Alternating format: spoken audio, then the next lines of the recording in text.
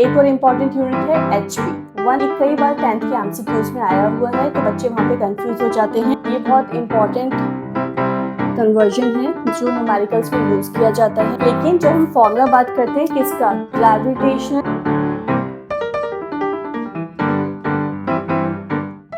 Hello everyone, welcome back to our channel Infinity Learning world.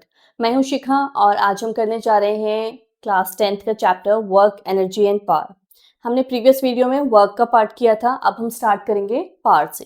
So what is power? The rate of doing work is known as power. What is its formula? Power equal to few pronounce it like power, few like power, it is up to you.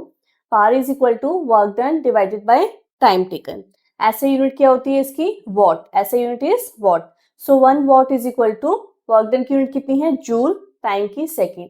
1 watt is equal to joule per second. एक और important unit है HP। 1 HP that means horsepower. 1 HP is equal to 746 watt. ये एक relation है जो कहीं कहीं use हो जाता है, ठीक है। अब इसके बाद हमारा एक रिलेशन आता है पावर का एंड वेलोसिटी का। उसमें क्या होता है, पावर का फॉर्मूला होता है हमारा work done by time taken. अब वर्क डन का फॉर्मूला क्या होता है? Force into displacement divided by time taken. अब डिस्प्लेसमेंट बाय टाइम, इसको हम क्या लिख सकते हैं? इसको हम लिख सकते हैं वेलोसिटी, ठीक है। तो कहीं कहीं ये फॉर्मूला यूज होता है पावर का। आपको वो एक क्वेश्चन देंगे, वहां पे फोर्स गिवन होगी, वेलोसिटी गिवन होगी and they will ask you to find the power. तो उस कंडीशन में आप ये वाला फॉर्मूला यूज करेंगे। ये कई बार 10th के एमसीक्यूज में आया हुआ है तो बच्चे वहां पे कंफ्यूज हो जाते हैं। उनको लगता है पावर का फॉर्मूला सिर्फ ये है, work done by time taken. But अगर न्यूमेरिकल में आपको फोर्स गिवन है, वेलोसिटी गिवन है, तो पावर का फॉर्मूला हम ये यूज करेंगे, force into velocity. So the next is energy. हम लोअर क्लासेस से पढ़ते आ रहे हैं। What is energy? The ability to do work और the capacity to do work. Okay, what is the SI unit of energy? It is joule. Work done और energy की unit आपकी एसआई यूनिट सेम होती है and that is joule. CGS unit क्या होगी? Erg. We know the relation 1 joule is equal to 10⁻⁷ erg. Bigger units of energy are watt hour and kilowatt hour. अब इसके conversion करते हैं, हम देखते हैं conversion of kilowatt hour into joule. So 1 kilowatt hour को कन्वर्ट करना है किसमें? जूल में। तो किलो, किलो का मतलब हो गया 1000 वॉट इनटू आर। आर को क्या लिखेंगे? 60 इंटू 60। अभी क्या हो गया? सेकेंड्स हो गया। तो मल्टीप्लाई करके आप आंसर फाइंड करेंगे। This is 3.6 into 10⁻⁶ watt second. Watt second क्या होता है? This is equal to joule. This is equal to joule. So 1 kilowatt hour is equal to 3.6 into 10⁻⁶ joule. ये बहुत इंपॉर्टेंट कन्वर्जन है जो न्यूमेरिकल्स में यूज किया जाता है। अब आपको लगेगा ये वॉट सेकेंड को हमने जूल क्यों लिखा? आपका पावर का फॉर्मूला क्या था? Work done by time. और अभी मैंने आपसे कहा वर्क डन और एनर्जी की सेम यूनिट होती है बिकॉज इनको एक दूसरे में हम कन्वर्ट कर सकते हैं। Work done can be converted into energy and energy can be converted into work, इसलिए इनकी सेम यूनिट है। तो हम इसे एनर्जी बाय टाइम भी लिख सकते हैं। यहाँ से क्या पता चला? Energy is equal to power into time.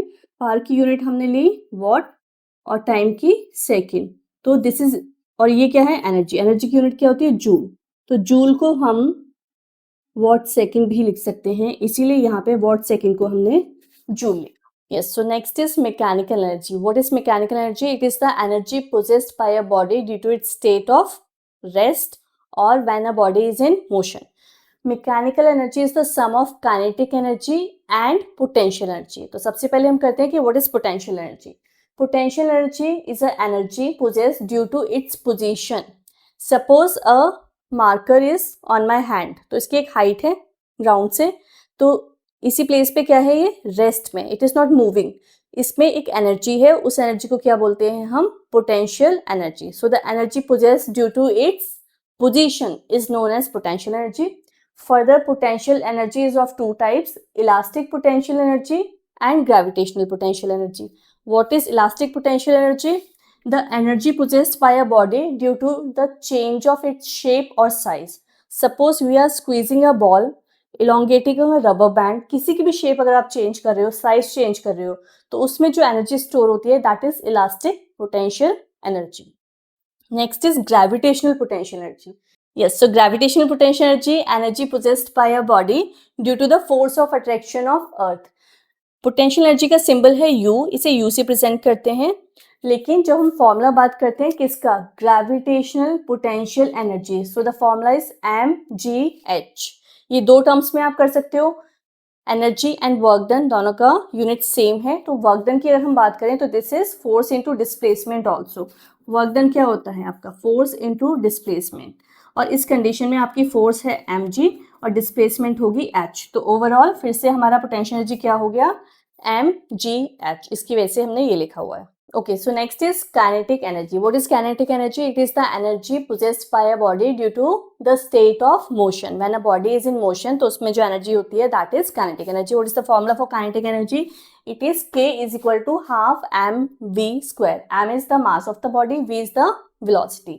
अगर हम इसकी ऐसे यूनिट की बात करेंगे तो एनर्जी किसकी एनर्जी है, एनर्जी की यूनिट क्या हो जाएगी, जूल। अब आ जाइए लीनियर मोमेंटम, एक नई टर्म है हमारे पास linear momentum. It is represented by P vector. ये होता क्या है, it is the product of mass and velocity. It is represented by P vector is equal to M cross B. ऐसा यूनिट की बात करेंगे, ऐसा यूनिट कैसे फाइंड करेंगे, मास की यूनिट क्या होती है केजी, वेलोसिटी की यूनिट क्या होती है मीटर पर सेकेंड। तो इसकी यूनिट क्या हो गई, केजी मीटर पर सेकेंड।